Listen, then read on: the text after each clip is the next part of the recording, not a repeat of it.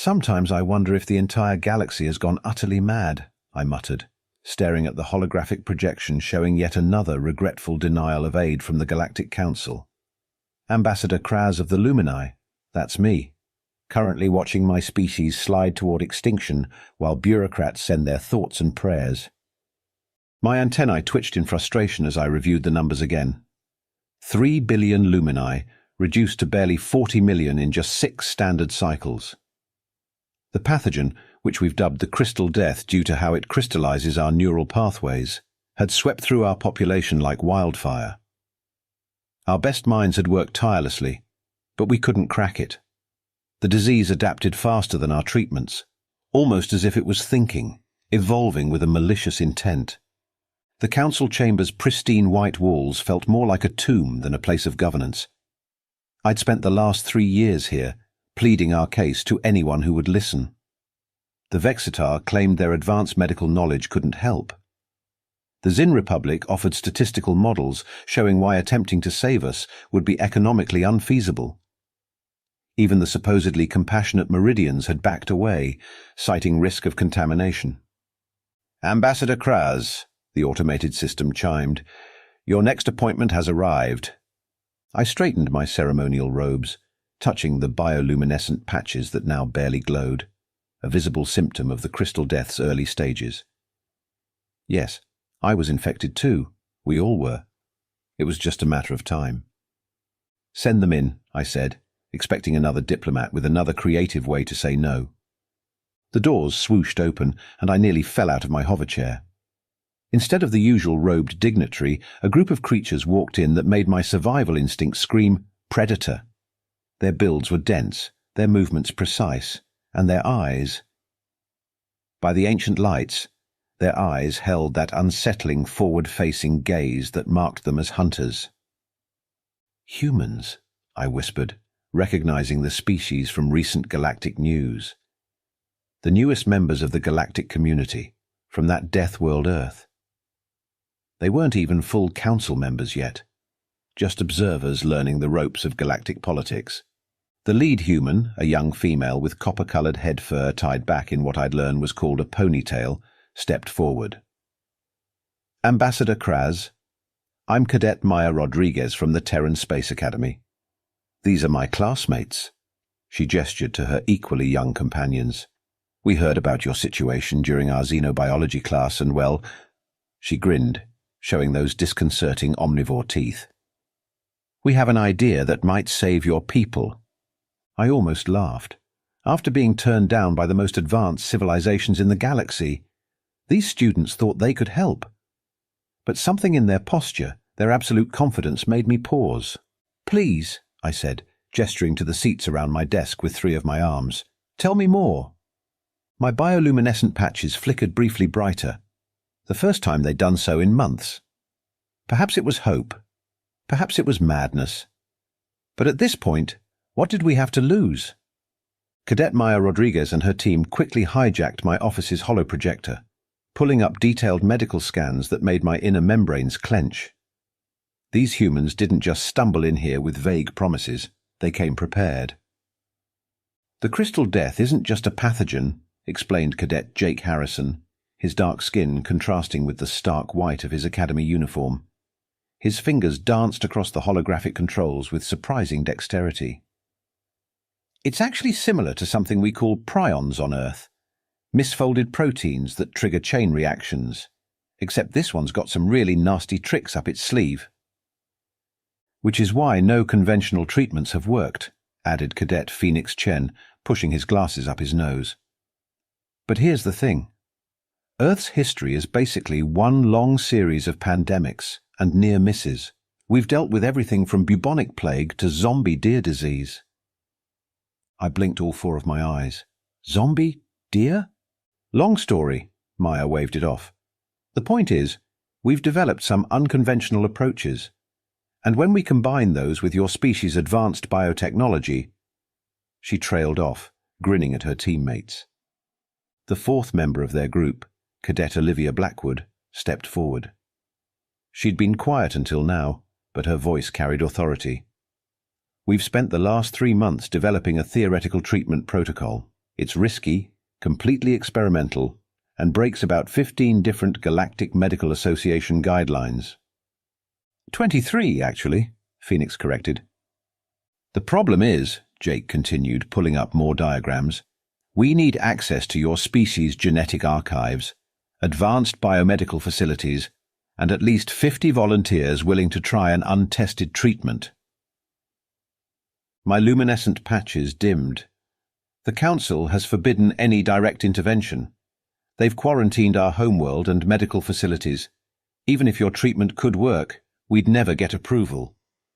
The humans exchanged looks that sent chills down my spinal ridge. I'd later learn this was their challenge accepted face. That's why we're not asking for approval, Maya said. We're asking for trust. What followed was the most intense preparation period I'd ever witnessed. The cadets practically lived in my office, converting it into a makeshift command center. They worked in shifts, coordinating with sympathetic contacts they'd somehow cultivated throughout the galactic community. Phoenix rewrote the Academy's training simulator programs to practice piloting through the quarantine zone. Jake spent hours in conference calls with his mother, apparently a leading Earth expert in experimental protein treatments. Olivia mapped backup routes and contingency plans, while Maya coordinated everything with a mixture of military precision and creative chaos that seemed uniquely human. The key, Maya explained one night, surrounded by empty containers of what they called coffee, a stimulant that would probably kill any non-human species, is that everyone's looking for a cure. We're not. We're looking to trigger your species' natural healing response in a way that lets you fight this thing yourselves. I watched them practice emergency protocols, study Lumini physiology, and argue passionately about treatment methodologies. They failed simulations, adjusted and tried again.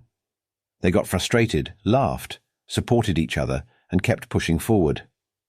Other Academy students began dropping by, offering help. An engineering cadet named Raj Kumar helped modify medical equipment for field use. A xenolinguistics student, Amanda Torres, worked on translating treatment protocols into various Lumini dialects. When word got out about what they were planning, Academy officials predictably tried to shut them down. The cadets simply moved their operation to what they called Plan B, a series of backup locations they'd already prepared. They hadn't just planned for success, they planned for every possible way they might fail and figured out how to overcome it. Ambassador, Maya said one evening, after a particularly grueling simulation, we know this is crazy. But sometimes crazy is exactly what you need.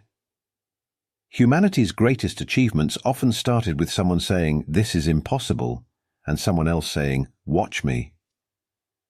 I looked at these young humans, none of them even finished with their basic training, all willing to risk their careers and possibly their lives for my species. My patches glowed brighter than they had in months. "When do we start?" I asked. The grins that spread across their faces reminded me why humans were classified as predators. But for the first time, I was glad to have these particular predators on my side. "Tomorrow," Maya answered. "We've got a smuggler's ship waiting, medical equipment ready, and a team of volunteers standing by. All we need now is for you to make a choice. Trust the Council's rules, or trust us." Looking at their determined faces, it wasn't really a choice at all. Sometimes breaking all the rules is the only way to do what's right. "Let's save my people," I said, and the humans' grins grew even wider. "Absolutely not," boomed Council Representative Naxver, his gelatinous form rippling with disapproval. "These humans have no authority to interfere in quarantine protocols. This is a direct violation of Statute 247B. I stood before the Emergency Council session, trying to keep my patches from betraying my anger. The humans had managed 3 successful treatment trials in secret before someone leaked information to the Council. Now we faced not just bureaucratic roadblocks, but active opposition. With all due respect, Maya stepped forward, her Academy uniform crisp despite our sleepless nights. Statute 247B has an emergency override clause for cases of imminent extinction. The Lumini qualify. "Cadets," a Meridian representative chimed in, her crystalline form refracting light across the chamber. "You aren't even graduated. This is not a training exercise. Return to your studies." "Funny thing about studying," Phoenix spoke up, his usual nervousness replaced by determination. "We actually read the full regulations, all 47,000 pages, including subsection 15.c-3, which states that any species facing extinction has the right to accept aid from any source they deem credible." The council chamber erupted in overlapping arguments. I noticed Jake and Olivia quietly working on their datapads while everyone was distracted. They'd anticipated this reaction. It was all part of their plan. "Order," demanded the chief counselor, an ancient Vexitar named Zul. "This session will have order." "Speaking of order," Olivia's calm voice cut through the chaos, "we've just filed 274 separate appeals under various council provisions. According to procedure, each must be reviewed before any enforcement action can be taken against our medical mission," the council's administrative AI confirmed with a soft chime. Jake couldn't quite hide his smirk. They'd just buried the council in its own red tape. "This is outrageous," Naxver burbled. "You can't possibly expect—" "Actually," Maya interrupted, "Council Procedure Manual, page 12,458, paragraph 7. All appeals must be processed in order of filing before any related actions can be enforced. We estimate review time at approximately 3 standard months." I watched in amazement as these cadets outmaneuvered beings who'd been practicing galactic politics for centuries. They hadn't just studied for a medical mission. They'd learned to fight with bureaucracy itself.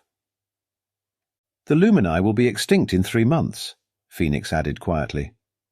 "So either process our appeals or admit that you're willing to let an entire species die because of paperwork." The chamber fell silent. Maya stepped forward again, her voice carrying that peculiar human mix of respect and challenge. "Or you could grant us emergency authorization now. Your choice." Zul's ancient eyes studied the cadets for a long moment. "And if we refuse?" "Then with all due respect," Maya replied, "we'll do it anyway. We'll face whatever consequences come after we've saved the Lumini, but we won't stand by and watch them die." The other cadets stood firmly behind her. In that moment, I understood something fundamental about humans. Their stubbornness wasn't just a trait, it was a weapon. More arguments broke out among the council members. During the chaos, I received a discreet message from Olivia. "Keep them talking. Backup plan already in motion." I didn't know what that meant until alarms suddenly blared throughout the chamber. The council's emergency monitoring systems showed multiple medical ships leaving their secure facilities, headed for Lumini space. "What is the meaning of this?" Zul demanded. "Oh, right," Jake said, looking up from his datapad with feigned surprise. "While we've been here keeping you busy, about 30 other Academy cadets have been liberating medical supplies. Totally unrelated to us, of course, pure coincidence. The humans had a phrase I'd learned during our preparation. It's easier to ask forgiveness than permission." Looking at the council's collective expression of shock, I finally understood what it meant. "You have a choice," Maya addressed the council. "Work with us to save the Lumini, or try to stop us and deal with the political fallout of explaining why you let students outsmart you and an entire species die because of bureaucracy." The council chamber erupted once again in arguments, but I noticed Zul hiding what appeared to be a smile. Sometimes it takes the audacity of youth to show age-old institutions their own foolishness. "Proximity alert! 3 Drachnid warships decloaking off our port bow." Phoenix's voice carried over the ship's comm system as our medical convoy shuddered from nearby weapons fire.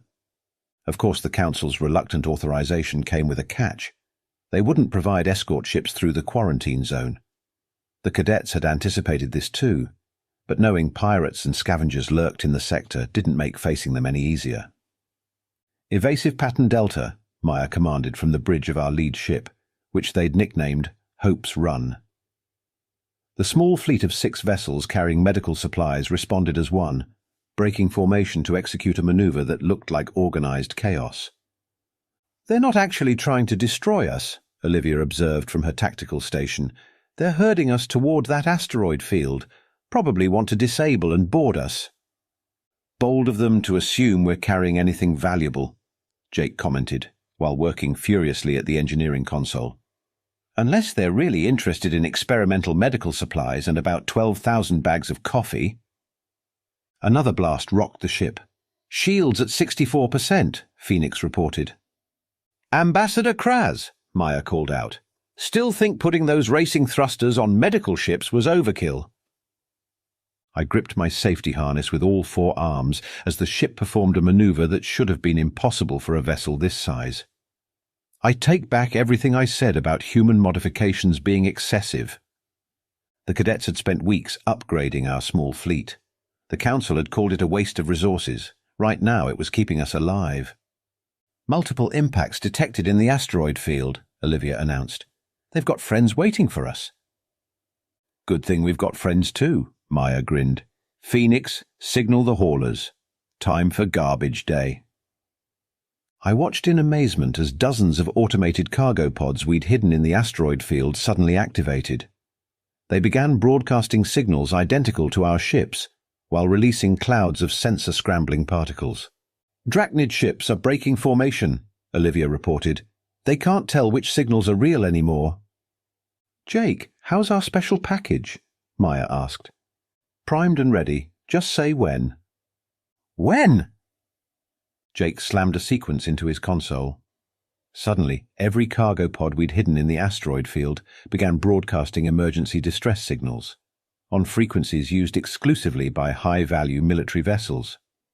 Oh, look, Phoenix said with mock surprise. Seems like someone just called the space cops. Sure enough, multiple patrol vessels began emerging from hyperspace, responding to what they thought were military distress calls. The Drachnid ships immediately turned tail and ran. They bought us some time, Olivia cautioned, but we're still 6 hours from the Lumini homeworld. They'll figure out it was a trick. Then we better make those 6 hours count, Maya replied. Jake, give me everything you can squeeze out of those engines. Already on it.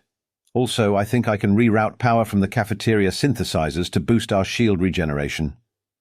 We'll need it, Olivia interrupted. Long-range sensors show another group of ships on an intercept course. Not pirates this time. Looks like corporate security vessels.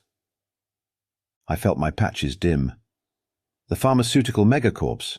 They've been trying to get samples of the crystal death for months. They must have tracked us. Let me guess, Maya said. They want to weaponize it. Or sell the cure at astronomical prices, I confirmed.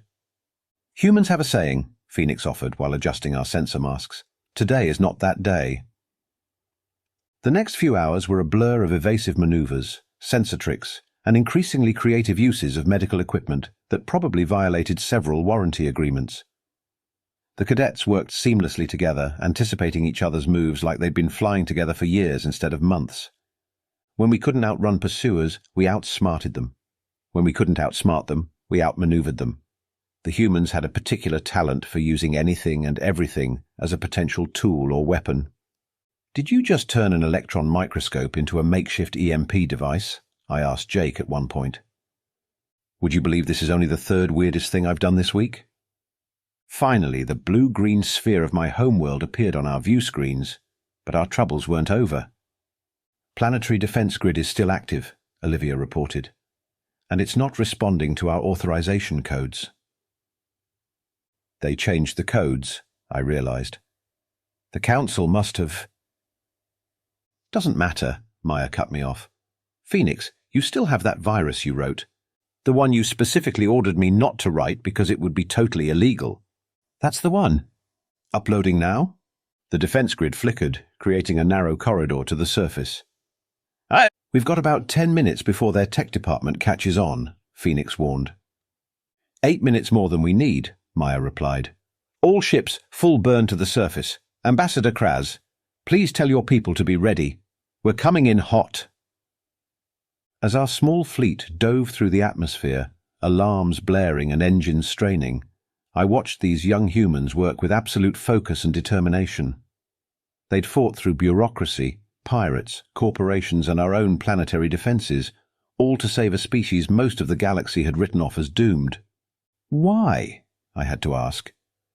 Why go through all this? Maya's eyes never left her controls, but her voice carried that strange mix of humor and steel I'd come to associate with humans. Because someone said it was impossible, and if there's one thing humans love more than coffee, it's proving people wrong. The surface of my homeworld rushed up to meet us, and I realized that sometimes the most extraordinary help comes from the most unexpected places. Think of it like a computer virus meets a vaccine, Maya explained to the gathered Lumini medical team in our largest treatment facility. Your bodies aren't just fighting an infection. They're fighting a program that keeps rewriting itself. The humans had turned our primary medical bay into something that looked like a cross between a laboratory and a war zone. Earth medical equipment jury-rigged to interface with our advanced biotech created a bizarre mix of primitive and cutting-edge technology. Traditional vaccines teach your immune system to recognize the enemy, Jake continued, adjusting what he called a protein resequencer, actually 3 different devices wired together in ways their manufacturers definitely hadn't intended. But we're teaching your immune system to write better code. The crystal death adapts by rewriting your neural pathways, Phoenix added, monitoring real-time cellular responses on multiple screens. So we're going to beat it at its own game. Olivia supervised as the first group of volunteers was prepared for treatment. The nanites will deliver Earth-based prion antibodies directly to your neural clusters. Then comes the fun part. Fun part? One of the volunteers asked nervously. We're going to trigger a controlled fever, Maya explained. Turns out humans are really good at running hot. It's one of our survival tricks. We're going to teach your bodies to do the same thing. The first treatments began. I watched anxiously as the volunteers' bioluminescent patches flickered between bright flares and dim pulses. The human cadets moved with practiced efficiency, making adjustments based on readings I barely understood. Protein cascade initiating, Phoenix announced. Neural patterns are... Wait, something's wrong. The volunteers began convulsing. Alarms blared across multiple monitoring systems. The crystal death is adapting faster than we predicted, Jake shouted. It's using our own treatment pathway to spread. No, Maya said firmly, studying the readings. It's not spreading. It's running scared. Olivia, push more power to the thermal inductors. Jake, increase the prion antibody concentration. Phoenix, reroute all spare processing power to the pattern recognition matrices. Maya, Phoenix warned, if we push any harder, we risk complete neural shutdown. Trust me, she insisted. Ambassador Kraz, you said Lumini consciousness exists partially as bioelectric patterns, right? I nodded, trying to follow her logic. Then we're not just fighting a disease, we're fighting an invading consciousness, and 2 can play at that game. She turned to her teammate. Phoenix, upload that learning algorithm you designed for the defense grid hack. That was designed for computer systems, not biological neural networks, he protested. Today it's going to be both, she replied. Upload it through the nanite control network. Now. The next few minutes were chaos. The volunteers' patches strobed with impossible colors as their bodies became battlegrounds between competing programs. One trying to destroy their neural pathways, the other teaching them to fight back. It's working, Phoenix suddenly shouted. The crystal death is trying to adapt, but the algorithm is adapting faster. Their immune systems are actually learning from the program, Jake added with amazement. They're not just fighting the infection, they're rewriting it.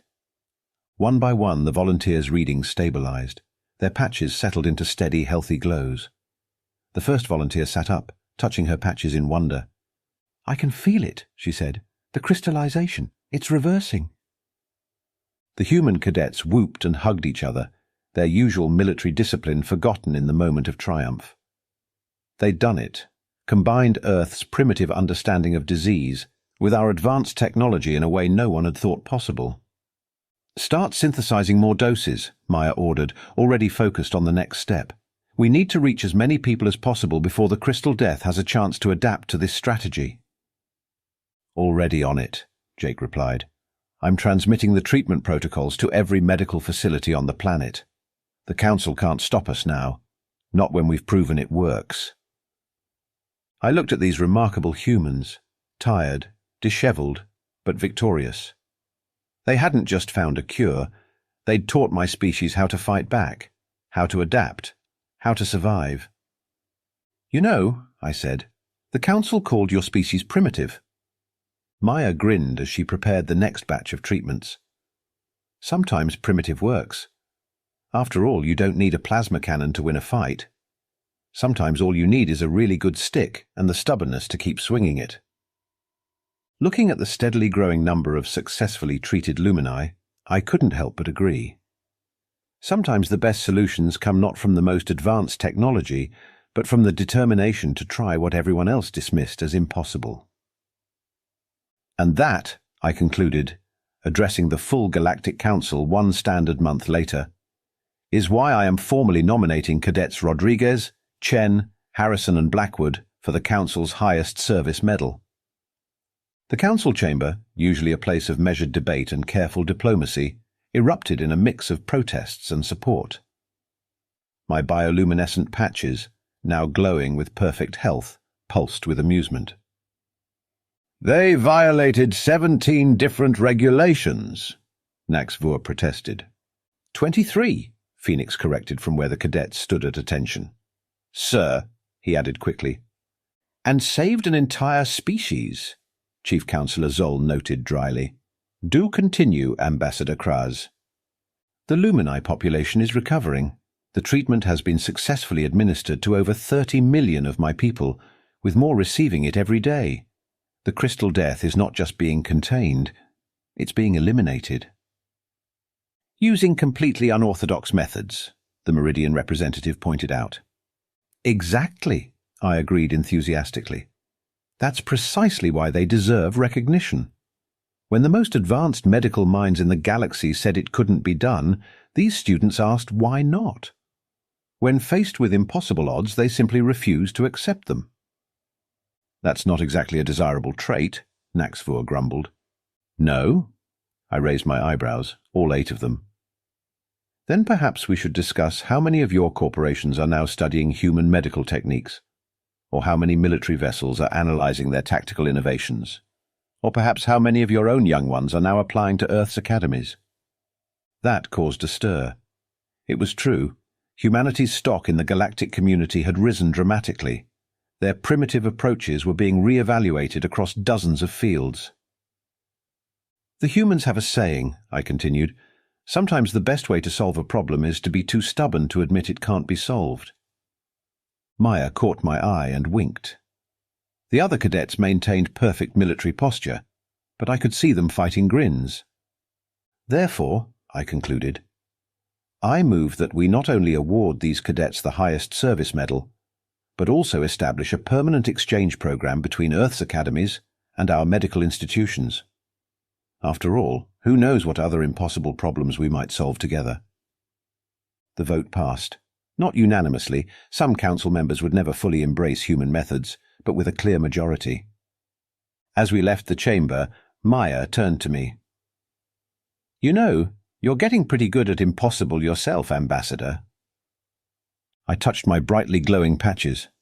"I had excellent teachers, though I'm still not sure about this coffee substance you swear by." "Give it time," Jake laughed. "We'll convert you yet." Looking at these young humans who had changed the course of galactic history through sheer determination and creative problem-solving, I had no doubt they would. After all, if there's one thing the galaxy has learned, it's that when humans set their minds to something, the impossible has a way of becoming merely improbable, and the improbable has a way of becoming fact. Even if they have to break every rule in the book to make it happen.